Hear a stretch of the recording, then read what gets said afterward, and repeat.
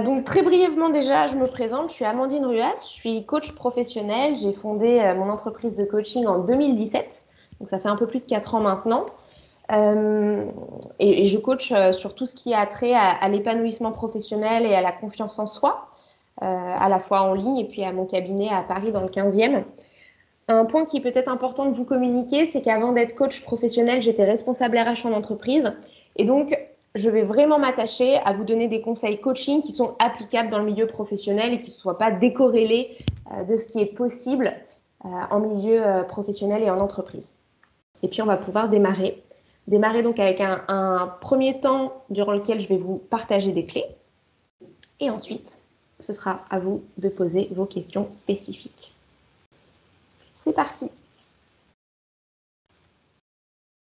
Alors, libérer sa parole en entreprise, quand on formule cette phrase, on peut avoir un certain recul. Libérer sa parole, vraiment, est-ce que c'est possible? Est-ce que l'entreprise laisse la place à ça? Est-ce que je ne vais pas me faire mal voir? Et puis, qu'est-ce que je vais dire en fait? Finalement, si j'exprime mes difficultés, si j'exprime un feedback, si j'exprime un désaccord, si j'exprime un besoin, est-ce que je ne vais pas être mal vue par mon manager, par mes collègues? Est-ce que on va pas me juger? Est-ce que ça va pas finalement être une entrave à une promotion future, à une évolution future? Est-ce que ça va vraiment être écouté? Il y a aussi ce côté-là. Peut-être que ça va être écouté, mais pas entendu, et peut-être que ça ne va rien changer. Donc finalement, libérer la parole en entreprise, c'est quelque chose, on peut se sentir un petit peu mal à l'aise à cette idée-là, on a l'impression que c'est peine perdue, voire même que c'est risqué.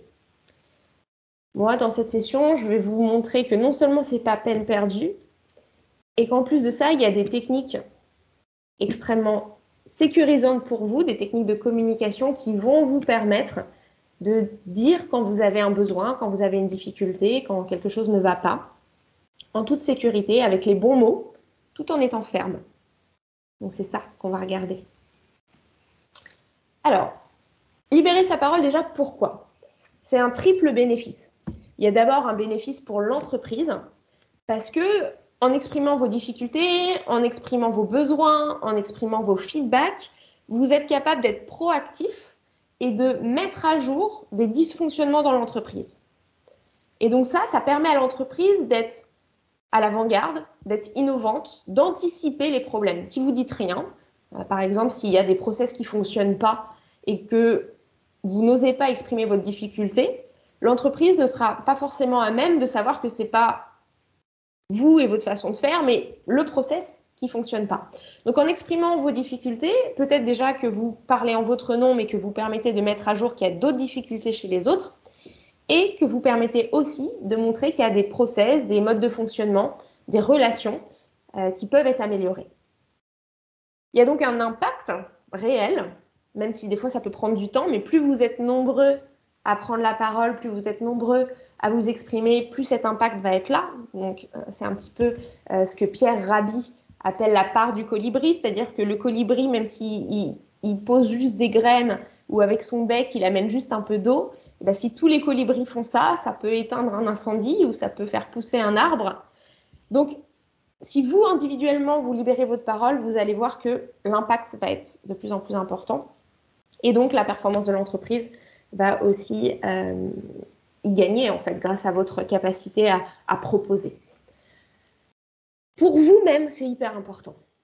Parce que plus vous vous affirmez, plus vous osez exprimer qui vous êtes, plus vous osez dire quand ça va pas, quand vous êtes d'accord, quand vous n'êtes pas d'accord, plus vous allez renforcer votre confiance en vous envoyant à vous-même l'information que c'est possible, qu'on peut être qui on est en entreprise, que vous avez le droit à la parole, que vous avez voix au chapitre, que vous vous respectez suffisamment parce que vous avez suffisamment de valeur pour dire ce que vous pensez. Et ça, c'est vraiment le cercle vertueux de la confiance en soi. Plus vous allez le faire, plus cette confiance, elle va grandir. Et puis pour tous, en fait, dans l'entreprise, c'est hyper important parce que ça va créer plus de transparence. Si vous osez parler, si vous osez dire, d'autres vont trouver ça inspirant et vont oser dire à leur tour. Vous allez donc aussi transformer le mode de communication dans l'entreprise, créer des relations de confiance et de façon générale, changer aussi le mode de communication et d'interaction dans l'entreprise. Donc, c'est gagnant pour tout le monde. Cela étant dit, concrètement, comment on fait? Ce que je vais vous partager, c'est des outils de coaching qui sont inspirés de la CNV, c'est-à-dire la communication non violente. Donc, la communication non violente, c'est un outil à la fois de communication, de connaissance de soi et de connexion à ses émotions et à ce qui se passe en nous, un outil pour travailler sur ses relations et aussi un outil de coaching. Et c'est un outil auquel je suis formée et que j'utilise beaucoup dans mes séances et que j'ai envie de vous livrer parce qu'il est très, très précieux. La communication non violente, elle a été inventée, en tout cas le concept a été inventé par Marshall Rosenberg, un formateur, coach, négociateur et médiateur américain. Et elle est utilisée aussi bien pour gérer des conflits entre les États que pour gérer des conflits dans un couple ou dans une entreprise. Donc, c'est vraiment des outils que vous allez pouvoir aussi utiliser dans d'autres relations. Le premier outil de la communication non violente que j'adore, en plus c'est un jeu de mots, c'est sympa, c'est d'éviter le tu qui tue. Éviter le tu qui tue, c'est éviter d'exprimer ce qu'on ressent, d'exprimer notre difficulté, d'exprimer notre feedback en parlant directement de ce que l'autre a fait ou de ce qui ne va pas chez l'autre, parce que ça pousse directement l'autre à être sur la défensive. Je vous donne un exemple. Plutôt de dire « tu n'es pas rigoureux », la communication non violente propose de dire « la rédaction de ton document d'hier manque de rigueur ». Plutôt que de dire « tu es agressif », et donc avec ce « tu » qui vient piquer, la CNV propose de dire « je sens de l'agacement dans la réponse que tu viens de me faire ». Et ça marche aussi quand vous exprimez ce qui est compliqué pour vous. Plutôt que de dire « tu ne m'aides pas » ou « tu ne m'as pas donné ces éléments », c'est de dire « je me sens en difficulté face à ce rapport. Est-ce que tu pourrais me partager des éléments ?» Donc c'est arriver d'abord au « je constate que je suis en difficulté, je sens de l'agacement dans ta réponse, je vois un manque de rigueur dans la rédaction du document » avant d'impacter l'autre. Et entre parenthèses, c'est la même chose à la maison. Si vous rentrez, la maison est en bazar et vous dites à votre fils ou à votre fille « tu n'as pas rangé », c'est beaucoup plus agressif, ça tue, bien plus que si vous dites « je me sens un petit peu embarrassée parce que j'aurais aimé trouver une maison bien rangée, bien propre et je constate que c'est le bazar ». C'est beaucoup moins piquant, beaucoup moins violent. Donc, premier conseil, quand vous exprimez une difficulté, quand vous voulez dire ce qui ne va pas, quand vous voulez suggérer quelque chose, une amélioration, c'est d'éviter le tu qui tue. Deuxième conseil, éviter les exagérations. Les exagérations, c'est chaque fois qu'on généralise en fait, qu'on prend un fait unique ou un fait qui s'est répété seulement quelques fois et qu'on le présente comme quelque chose qui est répétitif, qui est une vérité absolue. Tu ne m'aides jamais. Face à ce projet, je suis toujours en difficulté. Tout le monde m'a coupé la parole à la réunion. Personne ne m'a aidé dans cette situation. En fait, quand vous exprimez votre avis, votre feedback, vos difficultés avec des généralisations, plutôt que vous écouter, plutôt que de dire « Ah oui, tu es en difficulté dans ce projet, comment est-ce qu'on pourrait faire pour t'aider ?» Plutôt que de dire « Ah, tu n'as pas apprécié la façon dont je t'ai fait ce feedback, ça t'a blessé, comment pourrait-on mieux communiquer ensemble ?»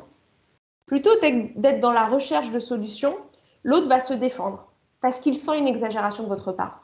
C'est pas vrai, je ne suis pas toujours en retard, j'ai été à l'heure lundi dernier. C'est pas vrai, tu ne peux pas dire que je ne t'aide jamais. Souviens-toi, en début de mois, on a pris 1 heure pour faire le point ensemble. Tu ne peux pas dire que personne ne t'a expliqué comment faire. C'est faux. Au début, on t'a envoyé un guide d'utilisation.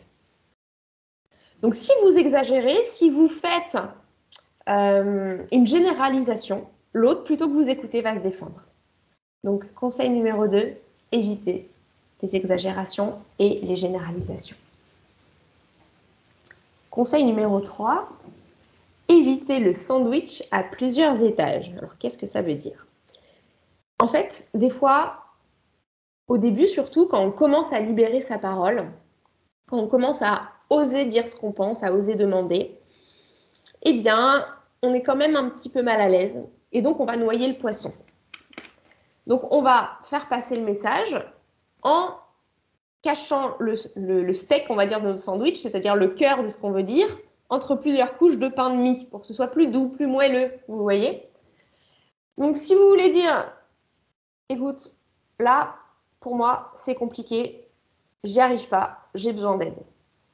Eh bien, vous allez peut-être commencer par une première couche de pain de mie, là en dessous, bien moelleuse, qui va dire « Ouais, merci beaucoup pour tout ce que tu m'as expliqué, c'était vraiment super clair, mais en fait, là vous arrivez avec votre steak, je m'en sors pas parce que j'ai pas assez d'éléments, j'ai pas assez d'informations.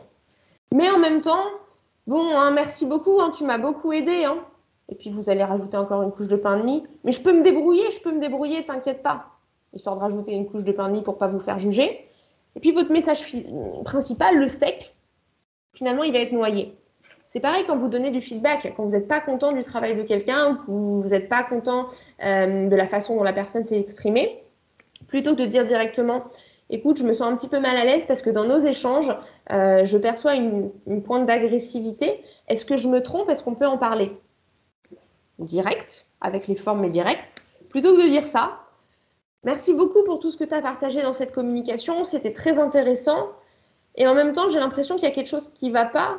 Peut-être que je me trompe, hein, peut-être que c'est pas vrai, mais je trouve quand même que tu m'as donné plein d'éléments intéressants. Mais c'est juste que je me pose une question. Et en fait, le poisson est noyé. Droit au but. Allez directement au steak.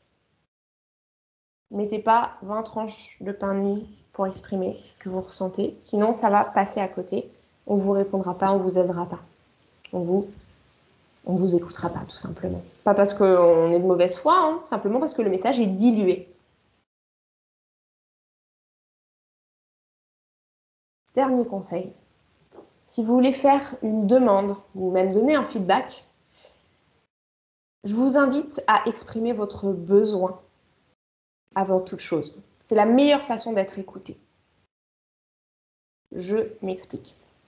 Si vous avez besoin d'aide, si vous avez envie d'être augmenté, si la communication avec votre collègue elle ne se passe pas comme vous aimeriez, je vous invite à verbaliser cette situation sous forme de demande. Vous avez besoin d'être augmenté, peut-être parce que vous avez besoin de reconnaissance. Vous avez envie d'une meilleure communication, peut-être parce que vous avez besoin de relations transparentes, authentiques et qui fonctionnent. Vous avez des difficultés, signifie peut-être que vous avez besoin d'être épaulé ou d'avoir un regard extérieur. Mettre un mot sur le besoin qu'il y a derrière votre demande change tout. Je vous donne un exemple très concret. Il y a une méthode en communication non violente qui s'appelle la méthode DESC, qui permet d'exprimer ce qui dérange, qui permet d'exprimer ses difficultés, qui permet d'exprimer ce qui ne va pas, qui permet de faire ses demandes grâce à la mise en avant de son besoin. Premièrement, première étape, le D de DESC, vous exprimez la situation qui ne convient pas. Ça fait 2 ans que je n'ai pas été augmenté. Je suis tout seul sur le projet. Ensuite, vous exprimez votre émotion par rapport à cette situation. Ça évite le tu qui tue. Ça évite de commencer par dire à l'autre ce qu'il a fait et vous passez d'abord par vous-même. Je me sens mal à l'aise à l'idée de me dire que je n'ai jamais été augmentée. Je me sens démotivée parce que je n'ai pas été augmentée. Je me sens gênée dans nos échanges parce que j'ai l'impression qu'il y a un problème dans la relation. Je me sens démunie parce que je n'arrive pas à me sortir de ce projet. Donc, étape 2, donnez votre émotion. Étape 3, c'est le moment où vous allez proposer des solutions et à ce moment-là, vous pouvez revenir au tu. Pourrais-tu me réexpliquer ce que je dois faire? Pourrait-on voir ensemble comment mieux partager l'information pour que ce soit plus clair? Pourrait-on regarder s'il est possible de revaloriser mon salaire? Vous êtes force de proposition et donc vous ne vous êtes pas contenté de râler, de dire ce qui n'allait pas, de dire les problèmes et ça s'arrête là. Non. Non seulement vous vous avez mis les formes, vous avez parlé de vous plutôt qu'agresser l'autre, mais en plus vous proposez une solution. Et enfin, cerise sur le gâteau, je vous invite à montrer quelle serait la conséquence positive si la situation s'arrangeait. Cela me permettrait de me sentir beaucoup plus investie dans mon travail. Cela nous permettrait d'avoir des échanges plus fluides. Cela nous permettrait d'être plus efficaces. Cela me permettrait de finir ce rapport plus rapidement, etc., etc. Quand quelque chose vous dérange, quand vous voulez faire passer un message, quand vous voulez exprimer votre besoin, dire ce qui ne va pas ou exprimer une difficulté, décrivez la situation, parlez de votre émotion, proposez une solution et montrez la conséquence positive et vous allez voir que vous serez bien mieux écouté et que votre parole aura un impact. Voilà pour les 4 conseils que je voulais vous partager, 4 clés avec lesquelles vous pouvez repartir. On va pouvoir passer aux questions-réponses. Avant ça, je vous rappelle ces 4 conseils. Le premier, c'est d'éviter le tu qui tue. Le deuxième, c'est d'éviter de faire un sandwich et de noyer le poisson quand vous exprimez quelque chose de difficile. Le troisième, c'est de ne pas généraliser ou de ne pas exagérer. Et le quatrième, c'est d'exprimer votre besoin derrière la demande que vous exprimez. Voilà pour quelques clés. Évidemment, en une vingtaine de minutes, on ne peut pas forcément rentrer dans le détail. C'est pourquoi je vous propose peut-être, dans ce temps de questions-réponses, où vous pouvez soit démuter votre micro, soit partager dans le chat, où vous pouvez peut-être me poser vos questions et je pourrai ainsi répondre plus spécifiquement à vos besoins et aux situations que vous rencontrez. Donc, à vous de jouer. Je suis à votre écoute. Merci Amandine. Du coup, est-ce qu'il y a des questions? Najat, Alban, Vanessa ou Nathalie? Alors, moi, c'est pas vraiment une question, c'est juste une constatation du coup, parce que libérer la parole, c'est bien, mais il faut bien savoir la libérer. On va voir les techniques, parce que parfois, on peut libérer la parole et on va plutôt faire enfoncer en fait, les choses. En gros, ça crée plutôt des problèmes que trouver des solutions si on n'a pas les bonnes techniques pour bien exprimer ses émotions, justement. Des techniques justement que vous avez évoquées, Amandine, qui sont vraiment très importantes et que c'est pas forcément inné, c'est quelque chose qui est acquis et voilà, il faut vraiment se former à ce genre de techniques. Tout à fait. Ouais, merci pour ce partage. C'est très juste. C'est quelque chose qu'on n'a pas appris, quelque chose qu'on ne nous apprend pas à l'école, même dans notre vie professionnelle. Et pourtant, ça change tout. L'idée qu'on peut avoir, la suggestion qu'on peut faire peut être excellente, mais si elle est présentée d'une façon qui peut heurter l'autre, qui n'a pas les formes, qui n'a pas les bons outils, le message peut tomber à l'eau. Et oui, vous avez tout à fait raison, ça s'acquiert, c'est vraiment un travail. Et ces petits exercices de communication non violente, même si maintenant vous les avez, je vous invite à les pratiquer parce que c'est pas parce que maintenant vous les connaissez que du jour au lendemain, ça va être facile. Donc ça va être de s'entraîner, ça va être de dire ok, là je veux faire passer tel message à mon collègue. Ok, peut-être que je peux le mettre par écrit d'abord en essayant de respecter ces 4 clés de communication non violente pour le formuler. Et puis ensuite de le dire. Et peut-être qu'en le disant, ce ne sera pas exactement parfait, mais c'est pas grave, vous serez entraîné. Et puis, après coup, se demander, ok, en quoi j'aurais pu le dire différemment encore? Et chaque fois, s'autoriser à réajuster. Et vous allez voir qu'à la fin, ça deviendra plus simple. Moi, il y a 10 ans, c'était très dur pour moi. C'est-à-dire qu'il fallait que je me prépare, que je m'entraîne à le dire. Aujourd'hui, dans mes interactions, c'est extrêmement naturel. Et c'est passé par de la pratique. Ouais. Est-ce qu'il y a d'autres questions ou commentaires? Ouais, c'est Nathalie. Bonjour à tout le monde. Juste un commentaire. Je suis d'accord qu'il faut s'entraîner et de mon expérience, c'est aussi important de ne pas trop attendre s'il y a quelque chose avec lequel on n'est pas à l'aise. Pas trop attendre pour le dire parce que plus on attend, plus on rumine et à ce moment-là, le sortir de manière non violente, ça devient de plus en plus compliqué, quoi. Ouais, c'est très juste. Attention, quand je dis s'entraîner, c'est pas s'entraîner 3 mois ou plusieurs années avant d'être un pro de la communication non violente, avant de dire ce qu'on a à dire. Ça peut être s'entraîner 10 minutes 10 minutes dans son bureau à un moment où on est tranquille avec la situation et puis ensuite aller voir son boss pour la lui dire. Après, quand je dis s'entraîner, c'est plus le fait de pratiquer l'affirmation de soi au quotidien qui va permettre au fil des années ensuite que ce soit beaucoup plus fluide. Mais en effet, hein, ne gardez pas pendant des jours ou des semaines une frustration parce que sinon, j'anime aussi des ateliers sur la gestion des émotions et c'est quelque chose sur lequel je travaille beaucoup parce qu'on n'est pas habitué en tant qu'individu à utiliser ses émotions de la meilleure des façons et c'est vrai qu'au cabinet, c'est un vrai sujet. Et j'ai beaucoup de personnes qui ont ce côté effet cocotte minute, c'est-à-dire qu'ils gardent pour eux, soit parce qu'ils n'osent pas dire, soit parce qu'ils n'ont pas les bons outils pour dire. Et puis, le jour où la cocotte minute, elle explose, le couvercle explose, et ben ça sort d'une façon inappropriée, violente ou avec des pleurs. Et finalement, ce qu'on aurait pu dire de façon très simple et très posée au départ, ne sort pas de la meilleure des façons. Donc ouais, je vous rejoins tout à fait. N'attendez pas, entraînez-vous, pensez à votre préparation, mais quelques minutes, et puis ensuite allez faire vivre votre parole.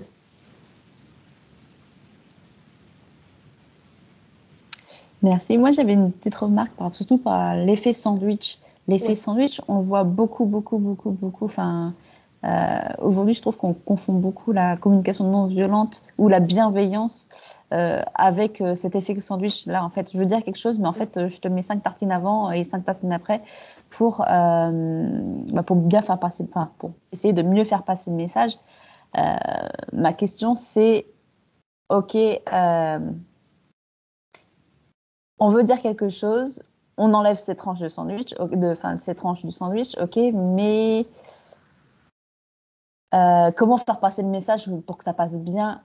Ouais, en fait, je réponds à ma question en même temps parce qu'effectivement, en utilisant le deck, ça devrait bien passer. Ouais, exactement. Tu as tout compris. C'est-à-dire que, en fait, des fois, on croit que mettre les formes, c'est finalement ne pas dire les choses. Mais ne pas dire les choses, c'est pas de la bienveillance.